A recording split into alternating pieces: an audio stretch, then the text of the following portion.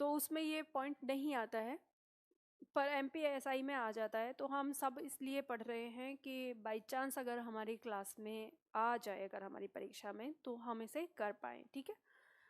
तो काव्य गुण और शब्द शक्ति क्या होता है? जैसे हम साहित्य को पढ़ने जा रहे हैं, साहित्य के बारे में हम बहुत छोटी सी और बहुत ही छोटी सी जानकारी हमने ली है अभी तक। अभी हमने देखा अलंकार के बारे में, हमने पढ़ा कि अलंकार क्या है, काव्य की शोभा बढ़ाने वाले तत्व हैं। फिर उसके बाद हमने पढ़ा रस क्या है, तो रस वो आनंद है जिससे हमारे मन में, हमारे हृदय में उत्पन्न होता है काव्य को पढ़ने से। अब इसके बाद जो आता है काव्य गुण या काव्य शब्द शक्ति। तो ये काव्य गुण या शब्द शक्ति की बात करें, जैसे हम जो काव्य बना रहे हैं, उस काव्य को बनाते समय हम शब्दों के किस अर्थ के साथ उसका प्रयोग कर रहे हैं, वो शब्द शक्ति के अंदर आता है कि शब्द की कौन सी शक्ति है। या काव्य गुण, अब उसमें लयात्मकता कैसी है, इन सारी चीज़ों के बारे में हम बात कर रहे हैं। तो इसमें हम बहुत ज़्यादा गहराई में नहीं जाएंगे, हमारी जो परीक्षा में आता है ऊपर ऊपर से प्रश्न आते हैं तो बस उतना ही पढ़ेंगे, क्योंकि अगर हम बहुत ज़्यादा गहराई में गए तो हम समझ ही नहीं पाएंगे कि ये क्या हो रहा है। क्योंकि ये उन लोगों के लिए है जो लोग साहित्य पढ़ते हैं, और पढ़ते नहीं, जो साहित्य करते हैं, यानी जो लेखक है, कवि हैं, उन लोगों की चीज़ें हैं, वो ज़्यादा इस चीज़ को गहराई से समझते हैं। जैसे संगीतकार होते हैं वैसे ही साहित्यकार होते हैं, तो साहित्यकार इस चीज़ को ज़्यादा समझते हैं। तो हम उतना ही लेके चलेंगे जितना हमारी परीक्षाओं में पूछा जाता है और परीक्षाओं में आता है उसके हिसाब से। तो इसमें परिभाषा को अगर हम देखें तो परिभाषा कहती है काव्य गुण की कि किसी काव्य में प्रवाहित होने वाले लयात्मक भावों को काव्य गुण कहते हैं। लयात्मक भाव मतलब जैसे जब हम काव्य में, यानी कविताएं जो हैं, जो गीत हैं, उनको जब हम गाते हैं तो गाने में जो एक भाव, हमारा लयात्मकता कैसे आनी चाहिए, शब्दों का प्रयोग कैसे होना चाहिए गाने में, यानी सुर में पिरोने वाली चीजें, उसके लिए काव्य गुण कहा गया है। अब काव्य गुण के बारे में यहाँ पे कुछ बातें दी गई हैं। जैसे पहला पॉइंट दिया है कि काव्य गुण कविता में प्रभावशीलता और सक्रियता लेकर आता है, यानी जो प्रभाव डालने वाली चीज़ होती है गाने पे। आप संगीत से जब जुड़ते हैं, किसी भी संगीत से, तो कैसे जुड़ते हैं आप? उसके जो उसमें एक लय होती है, जो धुन होती है, या उसमें जो शब्द होते हैं जो दिए गए हैं, उनसे ही जुड़ते हैं। तो वैसी ही बात कही है कि ये प्रभावशीलता या सक्रियता लाता है। अब इसके बारे में कुछ पॉइंट हैं जो आपकी परीक्षा में पूछे जाते हैं, वो आपको देखने कि इसके प्रवर्तक आचार्य वामन को माना जाता है। तो आपसे पूछा जा सकता है कि काव्य गुण के बारे में जो बताया गया है वो किसने बताया है? तो आचार्य वामन ने बताया है। इन्होंने काव्य गुण को 2 भागों में बांटते हुए इनकी संख्या 20 बताई है। तो प्रश्न आ सकता है कि आचार्य वामन ने काव्य गुण की संख्या कितनी बताई है? तो 20 बताई है। शब्द गुण यानी 10 जो है वो शब्द गुण है, और अर्थ गुण वो 10 है, 10-10 करके। दूसरा पॉइंट फिर आता है कि भरत मुनि ने काव्य गुणों की संख्या 10 बताई है। तो जो भरत मुनि है, उन्होंने जब वर्णन किया उसका, तो उन्होंने इसकी संख्या 10 बताई। रुद्र दामन, भामह, आनंदवर्धन, अभिनव गुप्त के अनुसार काव्य गुणों की संख्या 3 होती है। इन्होंने काव्य गुणों की संख्या 3 बताई कि अलग अलग। तो आपसे ना यही प्रश्न पूछा जाएगा कि किसने कितने काव्य गुण बताए हैं, ठीक है। नेक्स्ट पॉइंट आपका दिया हुआ है कि आचार्य मम्मट के अनुसार रीति यानी काव्य गुणों की संख्या 3 बताई गई है। कौन कौन सी? वैदर्भी, गौणी और पांचाली। आचार्य दंडी के अनुसार काव्य गुणों की संख्या 10 मानी गई है, और आचार्य भोज ने काव्य गुणों की संख्या 24 बताई है, ठीक है। इन्होंने अलग अलग दिया है। अब इसके बाद हम आधुनिक मत की बात करते हैं कि आधुनिक मत में काव्य गुणों की संख्या क्या बताई है। तो हिंदी साहित्य के अनुसार हिंदी काव्य के 3 प्रमुख काव्य गुण माने गए हैं। कौन कौन से? माधुर्य गुण, ओज गुण और प्रसाद गुण। तो जो आधुनिक मत है उसके अनुसार हम देखते हैं कि माधुर्य गुण हमारा क्या होता है, ओज गुण क्या है, या प्रसाद गुण क्या है। तो माधुर्य गुण में आप लिखिए इसकी परिभाषा, इसको समझने की कोशिश करेंगे। लिखो इसमें, मधुरता के भाव को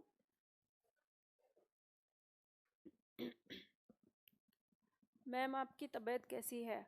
हाँ ठीक है, अभी 80% ठीक है। चलो, मधुरता के भाव को माधुर्य गुण कहते हैं। पूर्ण विराम लगा के लिखिए आगे। जिस काव्य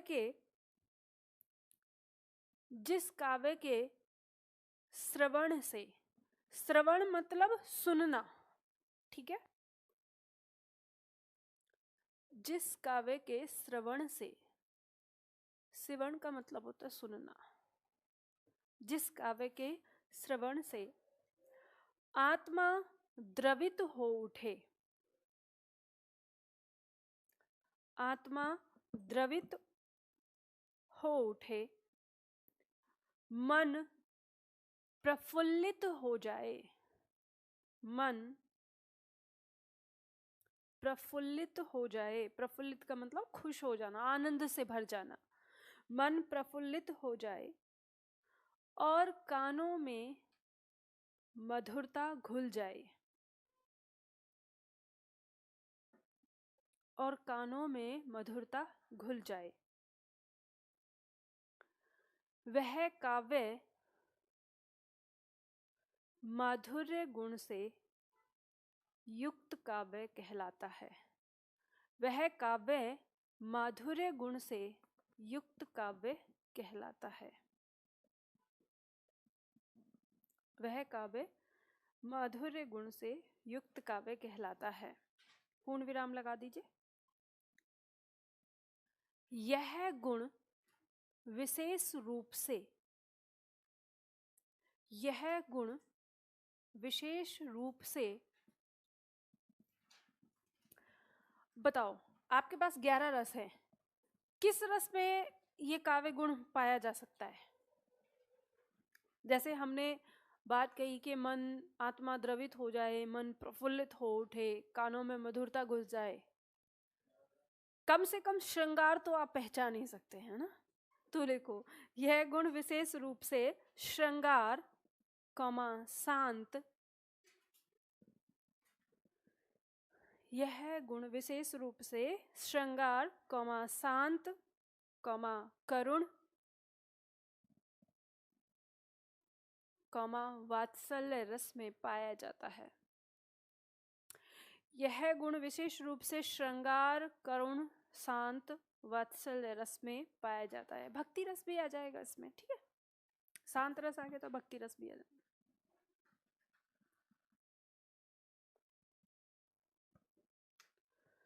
अब देखो यहाँ पे दिए है माधुर्य गुण की विशेषताएं।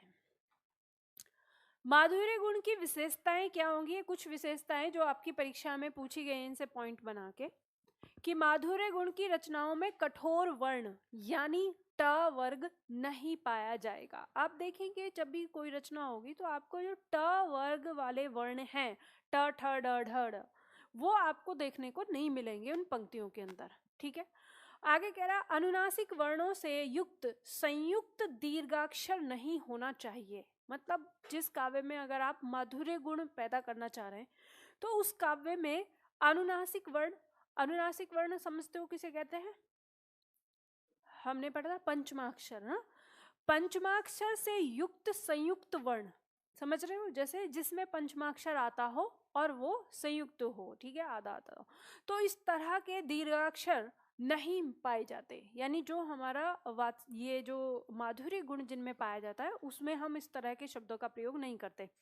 अब क्यों नहीं करते? क्योंकि पंचमाक्षर से युक्त जो हमारे अगर, और वो भी संयुक्त अक्षर बनते हैं, तो हमारी जो जिह्वा है उसके उच्चारण में ना या तो झटका आता है या कुछ इस तरह से, यानी जो एक लयात्मकता है वो खत्म होती है।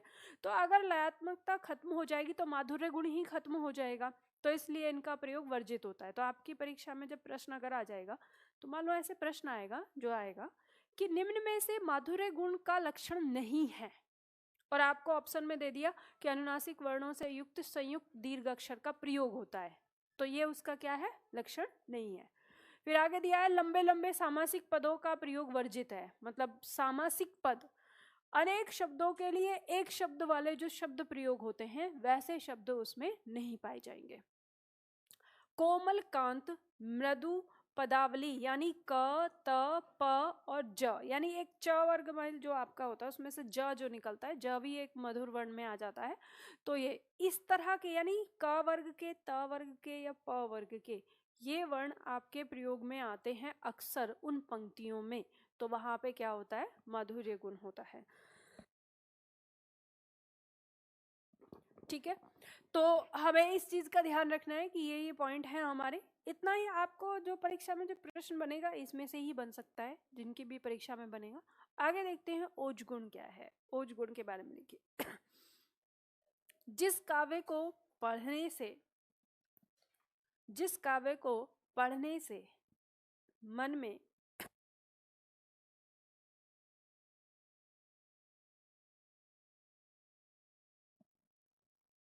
जिस काव्य को पढ़ने से मन में उत्साह अथवा जोश उत्पन्न होता है,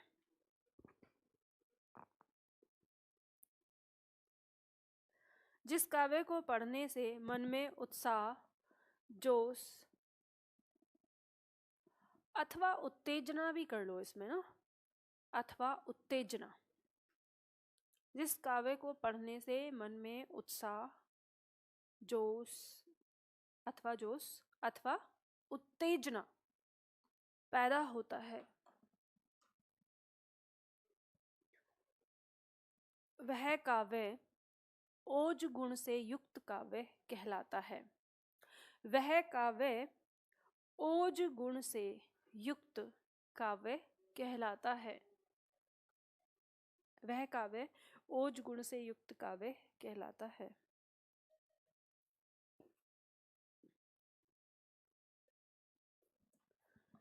जैसे अगर हम इसमें देखें, लिख लो इसमें, इस प्रकार का काव्य, इस प्रकार का काव्य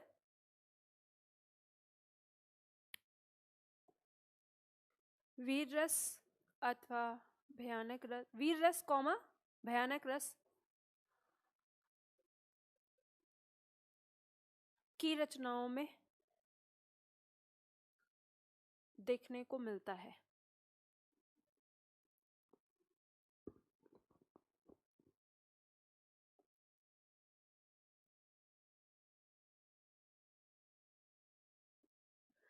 ठीक है, यानी उत्साह, जोश या उत्तेजना, ये इस तरह से वीर रस, भयानक रस या अद्भुत रस जो हमारे होते हैं उन काव्यों में देखने को मिलता है।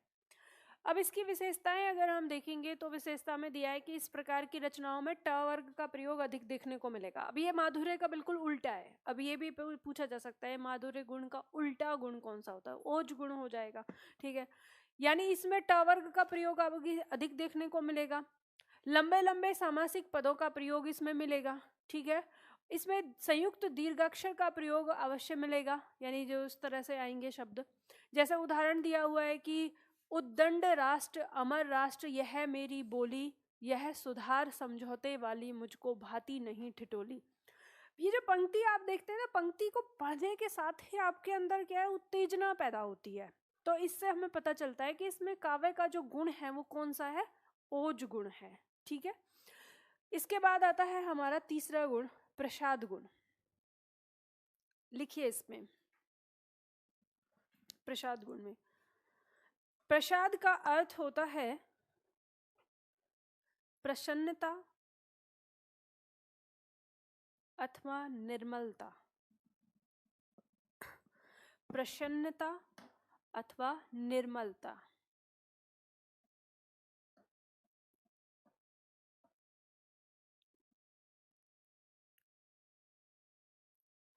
लिखो इसके आगे से, जिस काव्य को सुनने या पढ़ने से, जिस काव्य को सुनने या पढ़ने से उसका अर्थ, उसका अर्थ आसानी से, आसानी से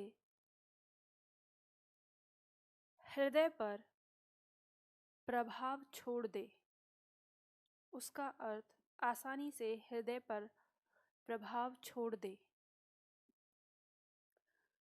वहाँ प्रसाद गुण होता है। वहाँ प्रसाद गुण होता है।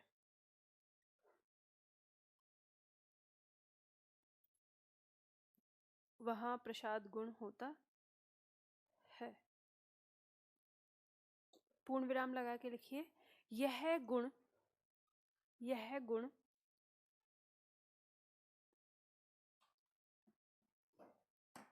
अधिकांशतः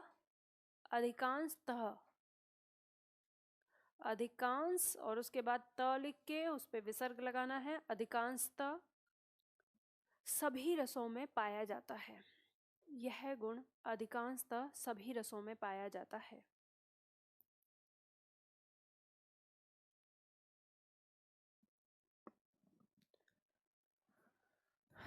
देखो, लिखते समय एक बात ध्यान रखो, जब भी किसी शब्द का बहुवचन आप ओ से बनाएंगे तो बिंदी लगाएंगे, या यों से बनाएंगे तो भी बिंदी लगाएंगे। इसको एकदम से गांठ बांध लो, ठीक है। तो जैसे लिखा रसों, तो रसों में बिंदी लगेगी। दूसरा, मैं शब्द का प्रयोग जब भी लिखोगे बिंदी लगाना, भूलना नहीं है इसको। और याद रखना, एक बार मैंने बता दिया तो दोबारा गलती नहीं होनी चाहिए। अगर दोबारा गलती फिर पाई जाती है और ऐसे हो कि एक जगह आपने मैं में बिंदी लगा दी और दूसरी जगह बिंदी नहीं लगाई, तो वो तो अपराध है, बहुत बड़ा अपराध है, ठीक है। इसी तरह से नहीं शब्द में भी बिंदी लगेगी हमेशा, ठीक है। तो नहीं पर भी बिंदी लगाएंगे जब भी करोगे। इसी तरह से इस मैं के हिसाब से आपका मैं जो स्वयं के लिए आता है, इस पर भी बिंदी लगेगी, तो बिंदी लगानी है। अब एक शब्द आता है आपका है, इस पर कभी बिंदी नहीं लगती है और कभी बिंदी लगती है। तो इस पे कब लगती है और कब नहीं लगानी है ध्यान रखिएगा। जब ये है एक वचन में होगा तब इस पर बिंदी नहीं लगाएंगे, और जब ये बहुवचन में होगा तब इस पर बिंदी लगाएंगे। अब ये आप कहेंगे अच्छा मैम तो ये बहुवचन है क्या, तो ध्यान रखना नहीं, बहुवचन नहीं है। बिंदी लगाने का मतलब क्या है, बिंदी हम सजावट के लिए नहीं लगाते, बिंदी लगाने का मतलब है उसका उच्चारण, ठीक है। उसका क्या है, उच्चारण। अब मान लो अगर आप इसको खोल के लिखोगे तो कैसे लिखोगे, ये आपका व्यंजन, फिर इसके बाद आपका ये स्वर, और फिर यहाँ पे ये स्वर है, समझ गए। तो ये जब आप लिख रहे हैं, जैसे आप ये नहीं शब्द लिख रहे हैं, अगर आप ऐसे लिखते हैं, आप बोलते क्या है नहीं, जब बोलते नहीं तो आपकी नाक में जो अंतिम में जो साउंड जाता है वो कहाँ रहता है, नाक से निकलता है ना। और उस साउंड को अगर रोकेंगे, ये है नहीं, क्या है नहीं, और ये है नहीं, तो हम क्या बोलते हैं, नहीं बोलते हैं। तो बिंदी लगाने का मतलब कोई सजावट नहीं है, और बिंदी लगाने का मतलब हमेशा बहुवचन नहीं है, ठीक है ना। तो बिंदी का मतलब है उस जो वहां पे वर्ण है उस वर्ण का होना, तो वो वर्ण है वहां पर, ये है में और ये है मैं, ठीक है। तो ये हम जैसे अंदर में, तो इसमें भी अनुस्वार आ रहा है आपका और इसमें भी अनुस्वार आ रहा है, तो दोनों पे बिंदी लगाना है। और हिंदी में जो सबसे बड़ी जो समस्या आ जाती है ना, वो आप नहीं लगाते तो आपकी वर्तनी अशुद्ध हो जाएगी। अब जैसे आप अंग्रेजी भाषा में लिख रहे हो, कोई भी एक वर्ण अगर आपने एक भी लेटर अगर मिसिंग कर दिया तो वो तो स्पेलिंग गलत हो गई ना, तो ऐसे ही ये चीज़ गलत हो जाती है। तो इसको ध्यान रखा करिए, ये बहुत मायने रखती हैं चीज़ें, ठीक। और आपको ये इसलिए आज तक नहीं पता है क्योंकि किसी ने आपको टोका नहीं और किसी ने आपको बताया नहीं, और हिंदी तो इतनी आसान है कि आप जो बोलेंगे वही लिखी जाएगी, ठीक है। तो इसलिए ध्यान रखना इसमें। तो प्रसाद गुण के बारे में हम पढ़ रहे थे, तो प्रसाद गुण में हमने यहाँ पे ये समझा कि ये जो गुण है ये सब में पाया जाता है। मतलब ये है कि जब हम किसी भी काव्य को पढ़ते हैं, तो जब हम काव्य को पढ़ते हैं तो उसका अर्थ तो हमें समझ में आता ही है, उसका अर्थ हमें समझ में आया, वो बात हमें समझ में आ गई, तो वो प्रभाव हमारा किसका होता है, प्रसाद गुण का होता है। और ये लगभग सभी रसों में पाया जाता है। जितनी भी हमारे काव्य में हम कोई भी रस डाल के अगर लिखें तो वहाँ हम प्रसाद गुण को पाते हैं। ठीक है, तो अब ये देखो, ये जो गुण है, जैसे हमने पढ़े 3 गुण पढ़े काव्य गुण में, जिसमें माधुर्य गुण, ओज गुण और प्रसाद गुण पढ़ा। अब ये जो गुण है ये उन छात्रों के लिए महत्वपूर्ण है जिनको सब्जेक्टिव एग्जाम देना है, सब्जेक्टिव परीक्षा लिखनी है। उनके परीक्षा में कभी कभी आता है पद्यांश, जैसे जुडिशरी के छात्र होते हैं उनके लिए आता है एक गद्यांश लिखना होता है, उसकी व्याख्या करनी है, एक पद्यांश दिया होता है उसकी व्याख्या करनी है। और भी आपकी परीक्षाओं में अब विभिन्न प्रकार की परीक्षाएं होती रहती हैं। आप कहीं स्कूल में मतलब जो कॉलेज में जाते हैं वहाँ पे भी आपके एंट्रेंस परीक्षाएं होती हैं, वहाँ पे भी ये आता है और ये सारी चीज़ें, तो और भी बहुत सारी परीक्षाएं हैं।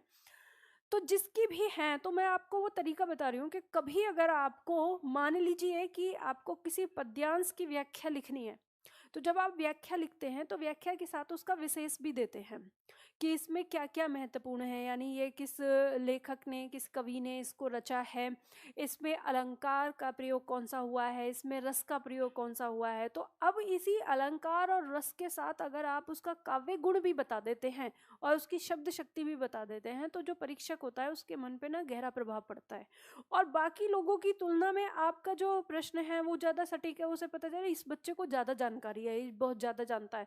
तो अब आप इसको कैसे पहचान कर सकते हैं कि गुण आपके पास है 3 गुण, प्रसाद गुण, ओज गुण और माधुर्य गुण। माधुर्य और ओज गुण दोनों एक दूसरे के क्या है, विरोधी हैं। माधुर्य तो मधुरता दिखाने वाला, तो आपको मधुर काव्य जिसमें मिल रहा है, जैसे श्रृंगार में मिल रहा है, करुण में मिल रहा है, ठीक है, शांत रस में मिल रहा है, वात्सल्य में मिल जा रहा है, तो ये इससे संबंधित पंक्ति से तो आप पहचान कर सकते हैं कि इसमें रस कौन सा है, और रस की पहचान हो गई तो आप उसमें गुण भी डाल दीजिए। फिर ओज गुण है थोड़ा सा ऐसा कि जो जैसे इसके बिल्कुल एंटी आ गए, जैसे वीर रस हो गया, ठीक है, वीर रस के बाद जैसे हमारा अद्भुत रस हो गया, ठीक है, भयानक रस हो गया, विभत्स रस भी ऐसा ही हो जाता है क्योंकि उसमें कोई मधुरता तो है ही नहीं उसमें। तो इनसे संबंधित जितनी भी पंक्तियां होंगी वो हमारे किस में आ जाएंगी, ओज गुण में आ जाएंगी। और जो प्रसाद गुण है वो सब रसों में पाया जाता है। तो मान लो कोई पंक्ति है आपके सामने, आपने उसकी व्याख्या लिखी और आपने व्याख्या में कह दिया कि इन पंक्तियों में माधुर्य एवं प्रसाद गुण पाया गया है या इनमें है, उपस्थित है। तो यहाँ पे 2 आ गए क्योंकि प्रसाद तो आएगा ही आएगा, वो तो सारे रसों में ही आ रहा है, वो तो काव्य होने पर ही आ जा रहा है, ठीक है। उसके साथ आपने माधुर्य या ओज के बारे में भी वर्णन कर दिया, तो परीक्षक को पता चलेगा कि अच्छा हाँ आप ये लिख पा रहे हो। तो ये तो सब्जेक्टिव वाले छात्रों के लिए फायदेमंद है। दूसरा, अब जो ऑब्जेक्टिव है जिनकी परीक्षा में आता है, तो उसमें ये परिभाषा से पूछ लेता है या जो मैंने पॉइंट बताए उनसे रहता है। बहुत यदा कदा प्रश्न आते हैं। अब ये पढ़ाना इसलिए क्योंकि प्रश्न आ जाता है तो आपको पढ़ना है। अब ये एमपीएसआई वालों के लिए और अध्यापक वाली जो परीक्षा है उनके लिए महत्वपूर्ण है, तो उन छात्रों के लिए, बाकी सब भी आप एक बार पढ़ लें, समझ लें, ठीक है, आगे के लिए। और हमें कुछ चीज़ें अगर पता भी होती है ना, तो हम आगे के लिए जब कभी अगर सुन रहे होते हैं किसी साहित्यक और कोई जिक्र कर रहा होता है तो हमें थोड़ा सा अनुमान लग जाता है, अच्छा ये इस वाली चीज़ का है। फिर ऐसा नहीं होता कि भैंस के आगे बीन बजाना, है ना। अगर नहीं तो कभी आपको बिल्कुल ही ना पता हो किसी चीज़ के बारे में और कोई 2 लोग बैठ के बात कर रहे हैं और वहाँ बैठे हैं पागलों की तरह, हमें तो कुछ समझ में ही नहीं आ रहा। तो वो सारी चीज़ों में ना, अब आते हैं शब्द शक्ति। अब देखो ये शब्द शक्ति आप इसे ऐसे तो समझते ही ठीक है, परीक्षा के लिए तो आएगा ही आएगा। ये शब्द शक्ति आपको ये भी सिखाएगी कि अगर आपको भविष्य में किसी से बात करना है तो आपको कौन सी बात कितने सहज तरीके से करनी है। जैसे कई बार हमारे बहुत सारे रिश्ते होते हैं, ऐसी चीज़ें कि जिसमें हम ना बहुत कोई बात बिल्कुल सीधा सीधा बोल देते हैं और वो ना उसे बुरी लग जाती है। लेकिन हमारे पास अगर शब्द शक्ति है, हम जानते हैं कि शब्द अपना प्रयोग किस तरह से करते हैं, तो हम उसकी, वो कहते हैं ना, कड़वी बात भी उसे कह दें और फिर उसे वो बुरी भी ना लगे, कहें कि उसे करेला दें लेकिन चाशनी में भिगो कर, तो वो ज़्यादा अच्छा रहता है। तो वो चीज़ आपको किससे पता चलती है, शब्द शक्ति से। तो शब्द शक्ति के बारे में देखते हैं कि क्या कहता है कि शब्दों के अर्थ का बोध कराने वाले अर्थ व्यापारों को शब्द शक्ति कहते हैं। अब इस चीज को समझना, इसने कहा है कि शब्दों के अर्थ का बोध कराने वाले। जैसे देखो कोई भी शब्द है, उस शब्द के अर्थ निकलते हैं, तो उन्हीं अर्थों के आधार पर ये शब्द शक्ति बनी है। मैं आपको आगे समझाऊंगी, पहले इसके 3 भेद समझ लेते हैं। शब्द शक्ति के 3 भेद माने गए हैं, एक अभिधा, एक लक्षणा और एक व्यंजना। 3 तरह की शब्द शक्ति मानी जाती हैं। तो इसमें अब देखो, किसी भी शब्द का 3 ही तरह का अर्थ होता है, ठीक है, 3 तरह के अलग अलग अर्थ होते हैं। एक हो गया शब्दार्थ और एक हो गया भावार्थ, ठीक है। तो उसी में यहाँ पे आपको समझना, उसी के आधार पर हमारी ये शक्ति है, यानी जिस जिस तरह से शब्दों का अर्थ होता है। अब सबसे पहले अभिधा शब्द शक्ति के बारे में लिखो। अच्छा, पहले एक चीज तो मैं आपको ये समझा देती हूँ। जैसे मान लो कोई भी शब्द है, जैसे मान लो कि मैंने एक शब्द लिया आम। अगर मैं आपसे पूछूं कि आम का अर्थ क्या है, तो आपको पहला अर्थ आता है जिसे आप खाते हो ना, फल का होना, ठीक है। तो ये इसका सीधा सीधा अर्थ है कि एकदम से सीधा सीधा अर्थ हो। लेकिन इसका एक और अर्थ है, जैसे हम कहते हैं आम आदमी, यानी सामान्य। तो ये भी इसका क्या है, एक शब्दार्थ है। तो यानी इसके 2 अर्थ हो गए, एक तो हो गया फल से और एक हो गया सामान्य से, ठीक है। तो इसी तरह से जैसे शब्दों का जो हमारा सीधा सीधा अर्थ निकलता है, वहां पर जो शब्द शक्ति है वो हमारी शब्द शक्ति क्या है, अभिधा शब्द शक्ति है। इसके बारे में लिखो एक लाइन, फिर आगे इसको समझते हैं और विस्तार से लिखो इसमें। जिस शब्द शक्ति द्वारा मुख्य अर्थ का, जिस शब्द शक्ति द्वारा मुख्य अर्थ का प्रत्यक्ष बोध होता है,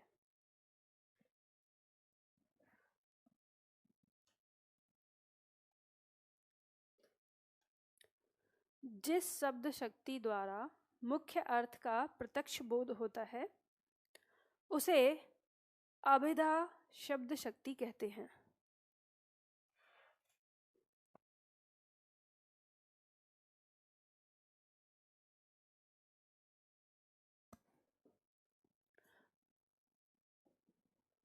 प्रत्यक्ष अर्थ का प्रत्यक्ष बोध होता है, उसे अभिधा शब्द शक्ति कहते हैं।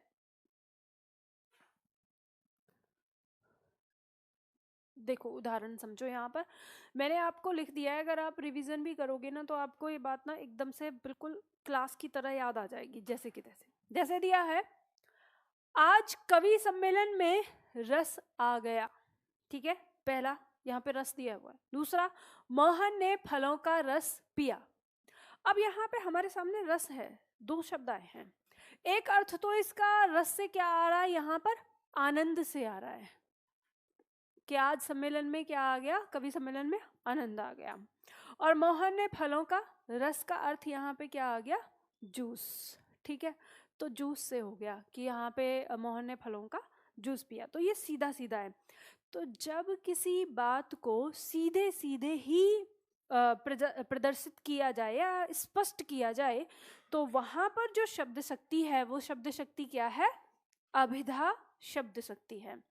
जब किसी काव्य की पंक्तियों में आपको ये बात समझ में आए कि यह बात को बिल्कुल सीधा सीधा व्यक्त कर रहा है, किसी और के माध्यम से नहीं है, जो इसका अर्थ है वही निकल रहा है, तो वहां पर शब्द शक्ति कौन सी होती है, अभिधा शब्द शक्ति होती है, ठीक है। अब इसके बाद आती है दूसरी शब्द शक्ति, लक्षणा शब्द शक्ति। लक्षणा शब्द शक्ति को याद रखना लक्षण से। अब लक्षण की बात अगर हम करते हैं किसी भी चीज के लक्षण की, यानी उसके गुण की। लक्षण का मतलब क्या हो गया, उसके गुण, उसके अंदर जो गुण है हम उसकी बात कर रहे हैं, ठीक है। तो इसमें लिख लो एक लाइन, फिर उसके बाद समझाती हूँ। जिस शब्द शक्ति द्वारा, जिस शब्द शक्ति द्वारा शब्द का मुख्य अर्थ न लेकर, जिस शब्द शक्ति द्वारा शब्द का मुख्य अर्थ न लेकर, मुख्य अर्थ न लेकर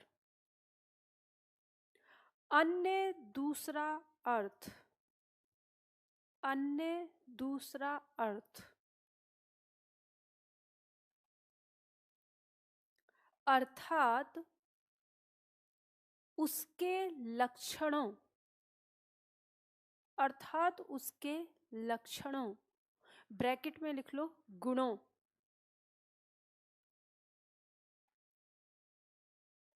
पर आधारित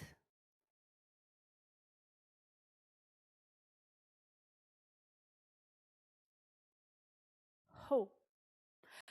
एक बार वाक्य को पूरा जरा पढ़ के बताना। एक क्या लिया है शुरू से?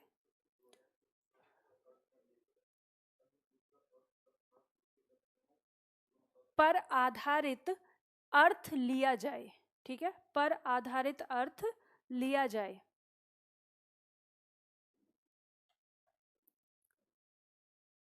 पर आधारित अर्थ लिया जाए,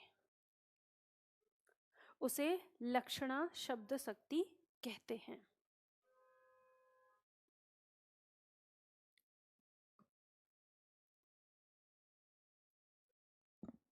उसे लक्षणा शब्द शक्ति कहते हैं। देखो ऐसे समझो, मान लो जैसे किसी चीज के बारे में किसी का अर्थ हम ले रहे हैं, उसका शाब्दिक अर्थ न लेके हम उसका भावार्थ या कहें कि उसके गुणों के आधार पर उसका अर्थ ले रहे हैं। जैसे उदाहरण के तौर पर देखना, यहाँ पर दिया हुआ है जैसे नायिका का मुख कमल के समान है। तो यहाँ पे ये जो कमल शब्द है ना, हम इसका अर्थ कमल के अर्थ से नहीं, कमल का मतलब फूल होता है, ठीक है, तो हम उसके फूल से अर्थ नहीं ले रहे, हम यहाँ अर्थ ले रहे हैं उसके लक्षण से, यानी उसके गुण से। तो कमल का गुण क्या है? सुंदर होना, कोमल होना। तो कमल जैसा सुंदर होना या कोमल होना हम किसको दिखा रहे हैं? नायिका के मुख को दिखा रहे हैं। तो यहाँ जो अर्थ ले रहे हैं हम, वो उसके लक्षण से ले रहे हैं, यानी उसके गुणों से ले रहे हैं। तो लक्षण से अर्थ लिया हुआ क्या कहलाएगा? लक्षणा शब्द शक्ति कहलाता है, ठीक है। इसमें जैसे मान लो दूसरा उदाहरण अगर हम देखें, जैसे दिया है कि हमारे देश के जवान युद्ध में सिंह की भांति डटकर खड़े रहते हैं। अब यहाँ पर जो सिंह शब्द लिया जा रहा है, अब ऐसा तो नहीं कि शेर की तरह बन जाते हैं और उस तरह से खड़े रहते हैं, कहने का मतलब है सिंह की भांति साहस से। सिंह का क्या लिया है? एक गुण लिया है कि सिंह के अंदर जैसे साहस होता है, धैर्य होता है, ताकत होती है, वैसे ही यानी उसी की भांति। तो यहाँ हम शेर के किससे ले रहे हैं? लक्षणों से अर्थ ले रहे हैं, यानी उसके गुणों पर अर्थ ले रहे हैं। तो इसीलिए अब इस पंक्ति में अगर हम कहें कि शब्द की कौन सी शक्ति का प्रयोग किया गया है, तो लक्षणा शब्द शक्ति का प्रयोग किया गया है। तो आपको पहचान हो जाएगी। आप अगर दोबारा रिवीजन करेंगे, मैंने बिल्कुल लिख दिया है, जैसा समझाया है ना उसको पढ़ेंगे तो आपको याद हो जाएगा फिर बाद में, जब अगर कभी आपको रिवीजन करना हो। तो इसके बाद आता है हमारा व्यंजना शब्द शक्ति। व्यंजना शब्द शक्ति लिखो इसमें, जिस शब्द शक्ति के द्वारा, जिस शब्द शक्ति के द्वारा उसके शब्दार्थ, उसके शब्दार्थ और लक्षणार्थ, उसके शब्दार्थ और लक्षणार्थ से भिन्न, जिस शब्द शक्ति के द्वारा उसके शब्दार्थ और लक्षणार्थ से भिन्न किसी अन्य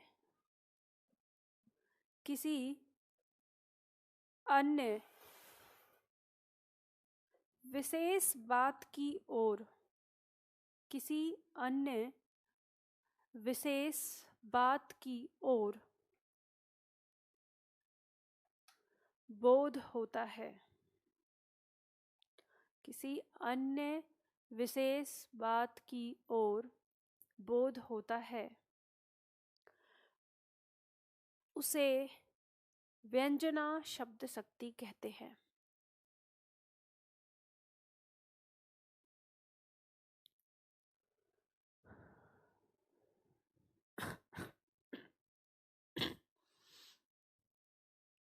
उसे व्यंजना शब्द शक्ति कहते हैं।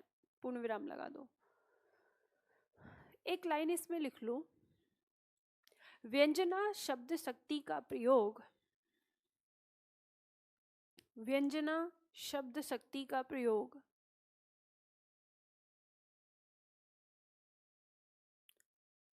किसी पर व्यंग करने के लिए,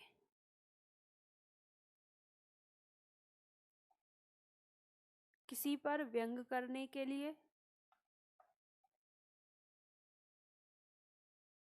कॉमा,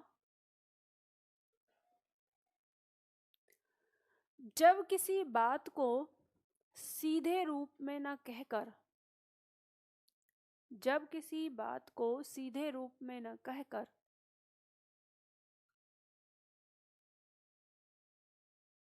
जब किसी बात को सीधे रूप में न कहकर किसी दूसरे तरीके से समझाया जाए,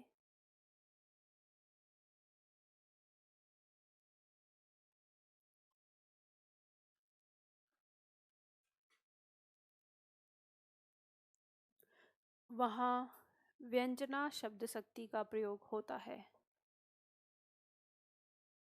वहाँ व्यंजना शब्द शक्ति का प्रयोग होता है।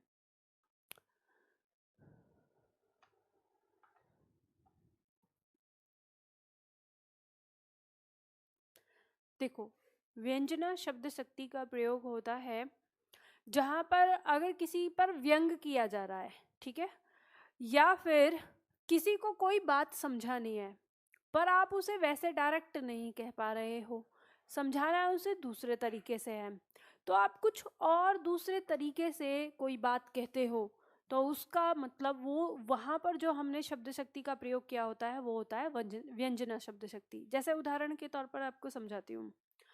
मान लो कि कोई व्यक्ति है, कोई मेहमान है, आपके घर आ गया, ठीक है, आज आपने छुट्टी ली थी कि आज आपको अपनी वाइफ के साथ दिन गुजारना है, उसको घुमाने ले जाना था, लेकिन आ गया आपका एक दोस्त। अब आप उसे भी कुछ कह नहीं सकते, वो भी आ गया ऐसे ही घूमते घूमते, तो आप बैठे हो उससे, अब मन तो अंदर से कह रहा है कि अरे जाना जाना, कब जाएगा कब जाएगा। अब वो जा नहीं रहा है, वो आराम से बैठ गया है। तो अब ऐसी स्थिति में आप क्या कहते हो, क्योंकि आप उसे डायरेक्ट नहीं कह सकते, तो आप उसे कहते हो, ऐसे देखोगे घड़ी, अरे यार 11 बज गए, मेरे को तो 12 बजे कहीं जाना था। अब ये जो आपने कहा कि मुझे तो 12 बजे कहीं जाना था, इसका कहने का मतलब क्या है? इस बात का मतलब ये है जो सामने बैठा है कि भाई देख, अब तू उठ ले यहाँ से, मुझे जाना है कहीं। तो अब जैसे मान लो कोई समझदार व्यक्ति होगा तो वो समझ जाएगा कि क्या ना, फिर वो कहेगा कि अच्छा ठीक है यार, मैं भी चलता हूँ, तुम्हें जहाँ जाना है तो मैं भी चलता हूँ घर, तो निकल जाएगा। लेकिन कोई हो एकदम ढीठ आदमी, तो पूछेगा कहाँ जाना है तुमको, बताओ। तो ऐसे, अरे वो वहाँ तक जाना था और आज भी बॉस ने बुलाया है या जाना ऑफिस। अच्छा अच्छा ठीक है, कोई मैं भी वहीं निकल रहा हूँ, चल तैयार हो जा, तू निकलते हैं, मैं छोड़ दूंगा तुझे। अब तो फंस गए आप। तो कहने का मतलब होता है कि यानी जब हम किसी बात से, यानी कोई एक बात कहना चाह रहे हैं और उस बात से किसी दूसरे व्यक्ति को कोई और दूसरी बात जब हम समझाने की कोशिश करते हैं, तो वहाँ जो हम शब्द शक्ति का प्रयोग करते हैं वो हमारी क्या कहलाती है? व्यंजना शब्द शक्ति कहलाती है। या फिर कभी कभी ऐसा होगा कि आपने सुना होगा, जैसे कुछ थोड़े से कवि टाइप के होते हैं, साहित्यकार टाइप के जो लोग होते हैं, तो वो कटाक्ष करते रहते हैं प्रशासन पर या आसपास जो घटनाएं घटती रहती हैं, तो उन आसपास की घटनाओं को वो अपने घर की चीज़ों से जोड़ लेते हैं और कहते हैं, मान लो कि अरे हमारे तो जो होम मिनिस्टर हैं वही बिगड़े हुए हैं, तो हम होम मिनिस्टर बिगड़े हुए, उन्होंने अपनी पत्नी के लिए प्रयोग किया है और वो गुस्सा हो रही हैं, तो ये कहे होम मिनिस्टर बिगड़े हुए हैं। तो वहाँ से वहाँ को यानी व्यंग करते हुए, तो वो बात क्या है कि यानी किसी दूसरी बात के माध्यम से आपको कुछ और समझाना चाह रहे हैं, तो वो हमारी वहाँ पर शक्ति कौन सी होती है? व्यंजना शब्द शक्ति होती है। ठीक है, तो ये हमारा काव्य गुण और व्यंजना शब्द शक्ति वाला पॉइंट था। तो ये आपकी परीक्षा में पूछे जाते हैं इनसे प्रश्न, तो ये हमारा कंप्लीट हो गया। अब इसके बाद आता है हमारा छंद और उसके प्रकार। तो ये छंद और उसके प्रकार तो मैं आप लोगों को कल पढ़ाऊंगी, आज नहीं। अब ये तो इतनी जल्दी नहीं है, तो आधा घंटा ये तो कम से कम आपको ऐसे बेसिक बताना होगा, उसके बाद छंद शुरू होंगे। तो आप ना अपना ये शब्दावली निकाल लीजिए। वैसे भी आज मैं थोड़ा थोड़ा ही पढ़ा रही हूँ, क्योंकि थोड़ा ज़्यादा जल्द होके फिर बीमार हो गई, क्लास बंद हो गई तो फिर दिक्कत हो जाएगी, है ना। तो शब्दावली निकाल लीजिए। शब्दावली में आप क्या पढ़ेंगे? मुहावरे हमने कहाँ पे पढ़े हैं? कितने? 2 तक ही हुए हैं बस। तुम लोग घर पे पढ़ रहे हो कि नहीं पढ़ रहे हो?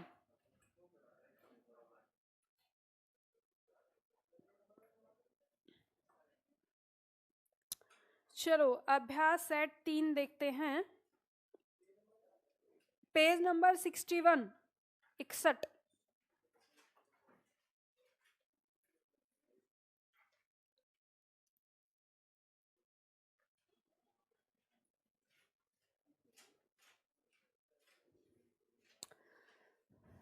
ऑनलाइन में एक छात्र कह रहे हैं, मैम मन नहीं लग रहा, मुझे बताएं प्लीज।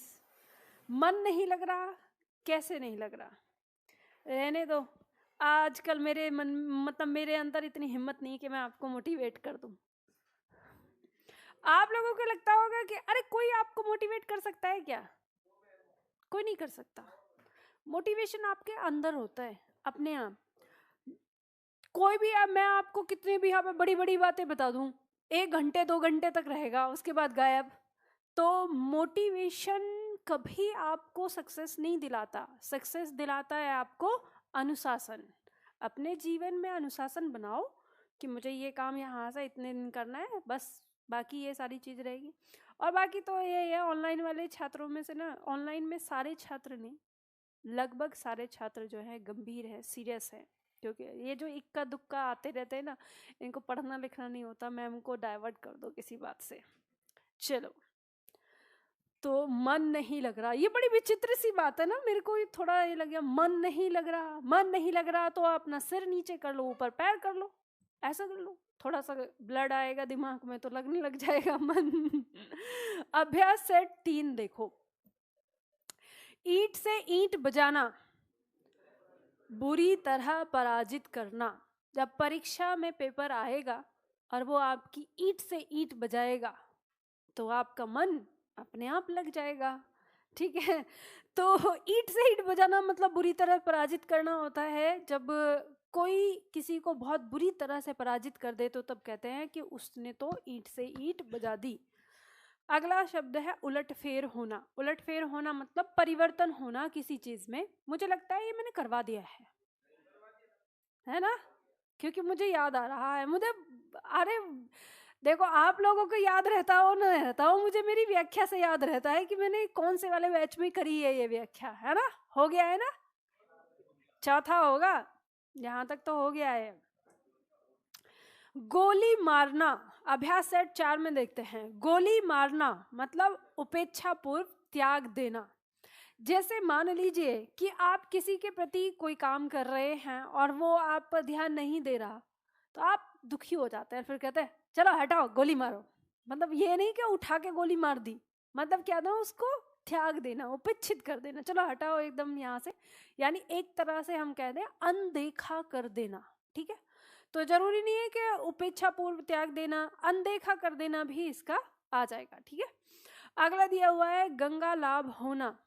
गंगा लाभ होना मतलब अप्रत्याशित लाभ हो जाना, यानी जिसकी हमें आशा नहीं थी। अप्रत्याशित का मतलब है जिसकी आशा नहीं की गई थी और वो लाभ हो जाए तो उसको कहते हैं कि गंगा लाभ हो गए। घर पर गंगा आना अर्थात मनचाही वस्तु का मिल जाना। जब मनचाही वस्तु मिल जाती है, अब ये गंगा शब्द ही क्यों है, क्योंकि देखो जब से ये मुहावरे बने हैं वो हमारे पुराने लोगों के मान्यता पे बने हैं। तो पुराने लोगों के लिए जो गंगा है वो अपने आप में बहुत ही पवित्र नदी है और एक देवी देवता के जैसी है। तो वो सोचते हैं कि अगर गंगा दर्शन हो जाए, गंगा स्नान हो जाए, गंगा जल मुंह में चला जाए तो मतलब जाने अमृत मिल गया। तो उस आधार पे उन्होंने इस शब्दों को बनाया है। तो ऐसे कहा कि घर पर गंगा आना मतलब मनचाही वस्तु मिल जाना।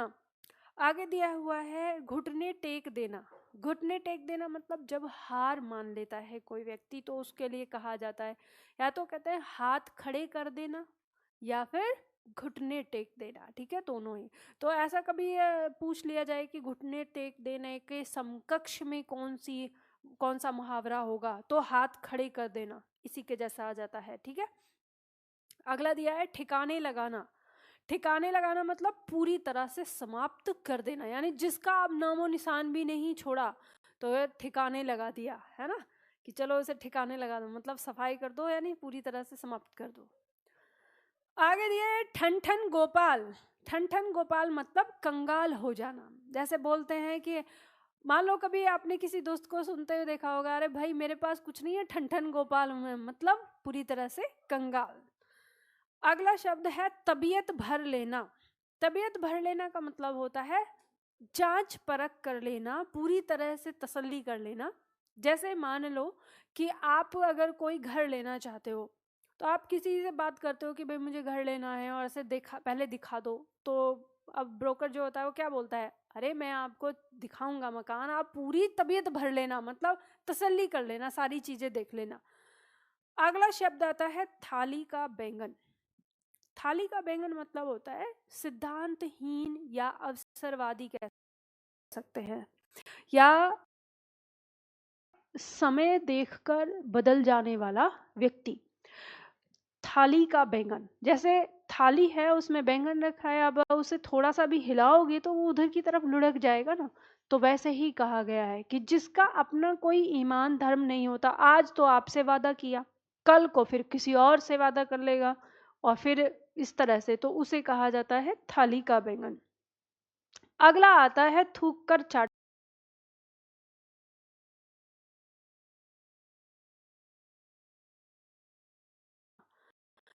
थूक कर चाटना उसके लिए कहा जाता है कि जब कोई व्यक्ति अपनी बात को कहकर और उससे मुकर जाए, तो उसके लिए कहा जाता है कि वो तो थूक कर चाटने वाला है, कि पहले तो बात कह दी और फिर कह दिया मैंने तो ऐसा कहा ही नहीं।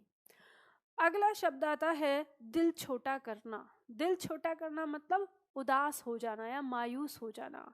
जैसे कोई अगर उदास हो गया, मान लो आपसे, आपका बच्चा है, उसने खिलौने मांगे और आपने कहा नहीं नहीं बेटा मेरे पास पैसे नहीं है, तो एकदम उदास हो गया, तो कहा अरे अरे तू दिल छोटा मत कर, हम कल लेके जाएंगे। तो दिल छोटा होना मतलब उदास हो जाना। दांत खट्टे करना मतलब पराजित कर देना। कहते दांत खट्टे कर दिए, यानी हरा देना, ठीक है, उसे हरा देना या बुरी तरह से हरा देना भी कह सकते हैं इसे, दांत खट्टे करना। अगला है दीपक तले अंधेरा। दीपक तले अंधेरा का मतलब होता है अपना दोष स्वयं न दिखना, या जहाँ पे जैसे होता है ना कि अक्सर ये चीज़ उसको कही जाती है कि कोई व्यक्ति किसी चीज़ का लेके जैसे बीड़ा उठाता है। मान लो कोई व्यक्ति है बहुत ज़्यादा ये बोलता है कि दहेज नहीं लेना है, दहेज नहीं देना है, या बेटी पढ़ाओ या बेटी बचाओ, और औरतों की इज्जत करो, और ये सारे चीज़ का बहुत बहुत बड़े बड़े भाषण दे रहा है, और घर में जाए तो अपनी पत्नी को एक थप्पड़ दिया खींच के, अब बेटी की 15 साल की उम्र में शादी कर रहा है, और बेटे की शादी है तो उसके लिए कह रहा है इतना दहेज तो चाहिए ही। ऐसे लोगों को कहना दीपक तले अंधेरा, मतलब ज्ञान तो है उनमें, लेकिन अपने वो सारे दोस्त जो दुनिया को दिखाया जा रहा है, जैसे कि दीपक दिखा रहे हैं, सबको उजाला दिखाने की कोशिश कर रहे हैं, वो अपने ही अंदर है। तो वहां पे हम कहेंगे दीपक तले अंधेरा। दूर की हाँकना। दूर की हाँकना मतलब बढ़ा चढ़ा कर बातें करना। जैसे कुछ लोग होते हैं बहुत बड़ा चढ़ा के बातें करते हैं, यहाँ वहाँ की बोलते रहते, तो उनको कहते हैं अरे वो तो बड़ी दूर की हाँकता है। अगला है नाक कटना। नाक कटना का अर्थ होता है अपमान होना। आपने सुना होगा, रामायण में भी आता है। वैसे मेरे दिमाग में ये बात एकदम से ना टक टक करती है। हम रामायण के बारे में बात करते हैं, बहुत बातें करते हैं कि रामायण में राम ऐसे हैं, राम ऐसे हैं, राम ऐसे हैं, और राम के बारे में बात करते करते फिर जब लक्ष्मण के बारे में बात करते हैं तो कहते हैं लक्ष्मण तो राम की परछाई हैं। और ये कहा जाता है कि ऐसा भी लोगों ने बोला है, मतलब बहुत सारे साहित्यकारों ने, कि सब लोगों की परछाई तो काली होती है लेकिन राम की परछाई ये उजली है, मतलब लक्ष्मण की जीती जागती परछाई उनको बोला जाता है। तो परछाई का मतलब क्या है, जैसा वो वैसा वो। तो जब हमको पता है, हर जगह बताया जाता है कि स्त्रियों का सम्मान किया है हमेशा और ये चीज़, तो क्या आपको लगता है कि जो लक्ष्मण जी हैं उन्होंने सुपर्णखा की नाक काटी होगी? मतलब कोई कोई स्त्री आपके पास आ रही है, वो आपके सामने प्रेम प्रसंग रख रही है कि मुझसे शादी कर लो, और आपको मतलब यही है कि आपको शादी नहीं करनी, आप कुछ बोलेंगे नहीं, वो उठा के नाक काट देंगे उसकी। हाँ, ऐसा हो सकता है कभी?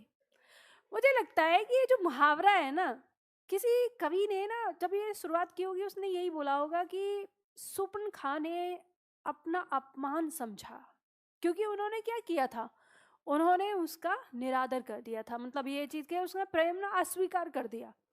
और आप खुद ही सोचो कि कोई स्त्री अगर किसी के साथ अपना प्रेम प्रस्ताव रखे और वो मना कर दे तो उसे अपमान महसूस होता है, क्योंकि स्त्री ये समझती है कि मैं अगर किसी के सामने अपना प्रेम प्रस्ताव रखूंगी तो वो ना नहीं कहेगा, और ना कह दिया तो मतलब उसका अपमान हो गया।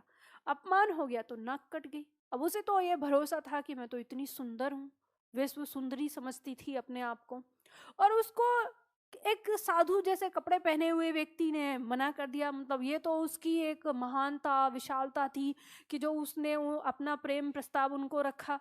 चलो बात समझ में आती है, राम ने ये कह दिया कि नहीं मेरी तो पत्नी वो बैठी, मैं तो अब दूसरी पत्नी नहीं रखूंगा, तो उससे पूछ लो लक्ष्मण से। तो अब लक्ष्मण से कहा नहीं मुझे भी नहीं चाहिए। तो उसे तो ये लगा ना कि दोनों भाइयों ने मिलकर मेरा अपमान कर दिया। तो अपमान कर दिया, तो मुझे यही लगता है कि शूर्पणखा ने यही बोला होगा कि मेरा अपमान कर दिया और मेरी नाक कट गई। और ये रावण ने भी कहा होगा कि हमारी बहन का अनादर कर दिया तो नाक कट गई। आज भी आप ये सोचें कि मान लो किसी का रिश्ता लेकर जाते हैं और रिश्ता अगर अस्वीकार हो जाता है तो नहीं कहते कि नाक काट दी हमारी, हमारा अपमान कर दिया और ये सारी चीजें। तो ये यही रहा होगा। मुझे नहीं लगता कि लक्ष्मण जैसे वीर एक स्त्री की नाक काटेंगे वो भी। लेकिन वही चीज है ना कि शब्द, शब्द शक्ति, जैसे हमने कहा अब शब्द शक्ति का अर्थ समझ में नहीं आए होंगे, आया नहीं। अब क्या कह सकते हैं, लोग ऐसे भी कहते हैं कि रामायण में कभी भी लक्ष्मण जो लवकुश कांड है वो है ही नहीं। आपने सुना इस चीज को? जैसे बहुत सारे लोग इस वजह को से नहीं मानते सीता, मतलब कि राम को बहुत सारे लोग इस वजह से नहीं मानते हैं कि सीता को उन्होंने त्याग दिया था गर्भावस्था में। तो बहुत लोग ये बात कहते हैं।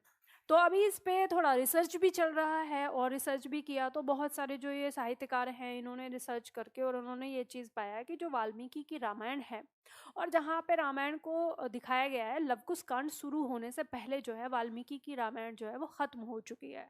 और उन्होंने ये भी बताया कि उनकी रामायण में उन्होंने क्या किया है, लास्ट में लिखा है ना इति सिद्धम, तो उन्होंने बताया कि हमारे बहुत सारे जो ग्रंथ होते हैं उन सब में लास्ट में जब इति सिद्धम जो आता है, इति सिद्धम का मतलब होता है अब ये समाप्त हो गया।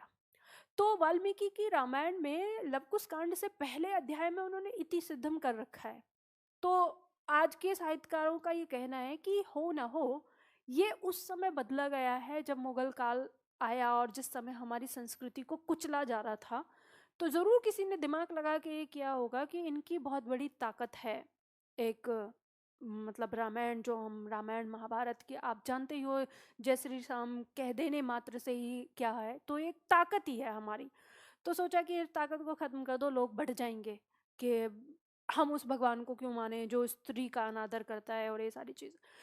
तो बात सोचने में भी आती है ये चीज कि जो राम पूरी रामायण स्त्री के उसके लिए उन्होंने त्याग, और स्त्री के लिए अगर ऐसा होता तो वो अपनी माँ के लिए जो केकई थे उनके लिए उन्होंने इतना दिया कि भरत को भी समझाया कि नहीं माँ की गलती नहीं है और ये होनी है या सारी चीजें, इतना सबको समझाते जो राम सारे महिलाओं को स्त्रियों को हमेशा अहिल्या को उन्होंने छुटकारा दिलाया, और सबरी को भी, और कितने सारे प्रसंग आते हैं अगर आप रामायण देखें। वो राम जो शुरू से लेके स्त्री के लिए ही काम करते रहे। बाली को इसलिए मारा क्योंकि सुग्रीव की पत्नी को छल पूर्वक जबरदस्ती उसने उसे रखा हुआ था, इसलिए बाली को मारा उन्होंने। और रावण ने भी मतलब रावण के पास इसीलिए गए कि उनकी पत्नी को वहां छुटा के आने के बाद फिर लगता है कि वो पुरुष जो पहले स्वीकार कर चुका है सारी चीजों को, फिर वो किसी के कहने पर ऐसे अपनी पत्नी को छोड़ सकता है इस अवस्था में। मतलब पूरा जीवन तो उनका बहुत एकदम मर्यादाओं से भरा पड़ा रहा, और लास्ट में फिर वो इतने मर्यादाहीन हो गए कि उनको ऐसा दिखा दिया। लवकुश कांड में ही दिखाया गया कि उन्होंने शूद्र का वर्ण वध किया ये कहकर कि तुम वेद नहीं पढ़ सकते। लवकुश कांड में ही ये दिखाया गया कि उन्होंने सीता का त्याग कर दिया, और लवकुश कांड में ही ये दिखाया गया कि उन्होंने सीता के पुनः आने पर उसकी पुनः परीक्षा की मांग करी, और फिर उसके बाद उन्होंने आत्महत्या कर ली। जल समाधि आत्महत्या ही बोला जाता है उसे। तो मतलब लवकुश कांड में ही राम इतने ज्यादा गिर गए कि उन्होंने मतलब अपने सारे कैरेक्टर जो जहां हम मर्यादा पुरुषोत्तम राम कहते हैं और फिर वहां पे वो हो गया। तो कहीं ना कहीं ये चीज लगती है कि ये एक होता है ना कि सोर्स में ही डाल दो, उसके बाद तो चलता रहेगा पीढ़ी दर पीढ़ी और सारी चीजें, तो क्या समझ में आएगा। तो मुझे वैसे ही लगता है कि उस दौरान में ये भी यही किया होगा, मुहावरा उठाया होगा, नाक कटना मतलब अपमान होना, तो चलो जी डाल दो इसमें भी कि इन्होंने यहाँ पे नाक काट दी और सारी चीज। आप इस चीज़ से देखना, मैं ऐसे अंदाज़ा लगाती हूँ कि 20 साल से, अगर मैं पिछले 20-25 साल का चीज़ों को देखती हूँ और आज की चीज़ों को देखती हूँ, तो ज़मीन आसमान का अंतर आ चुका है।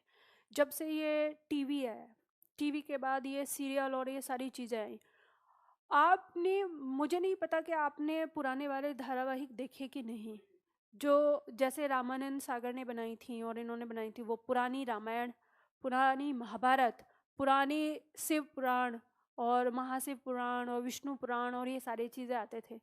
अब उनको देखना, और यूट्यूब पे मिल जाते हैं, और उसके बाद आज देखना जो आज बना रहे हैं, उन्होंने सब कुछ बदल दिया है।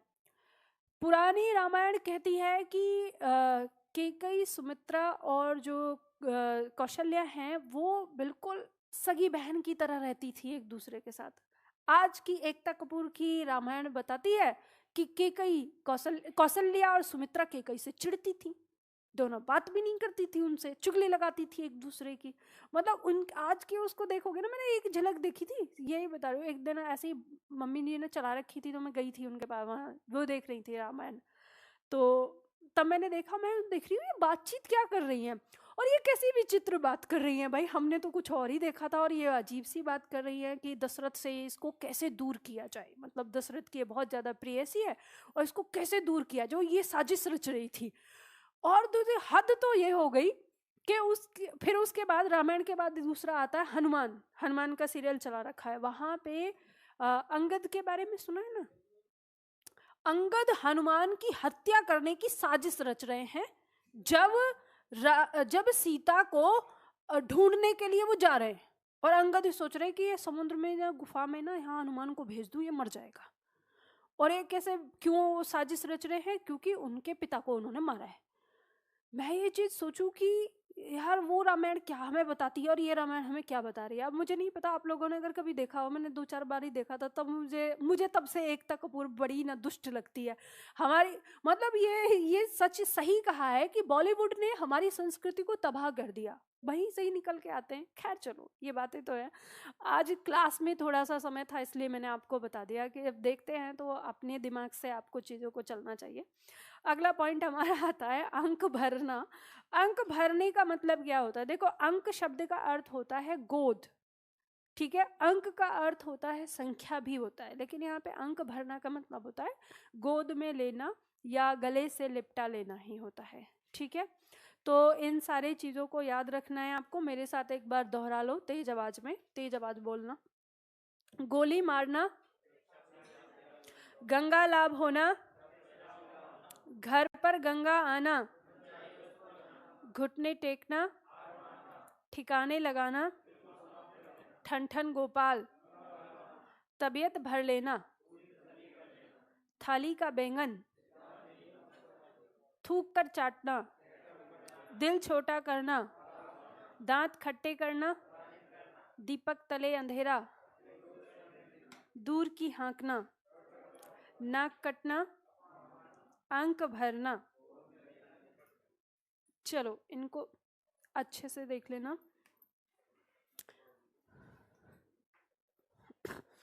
बुक कहाँ से लेनी है? बेटा, आप जो नोट्स जहाँ से आप डाउनलोड करेंगे, मैं एक बार बता देती हूँ बुक आपको कहाँ से लेनी है। जहाँ पे आप क्लास देखते हैं वहीं से आपको मिल जाएगी।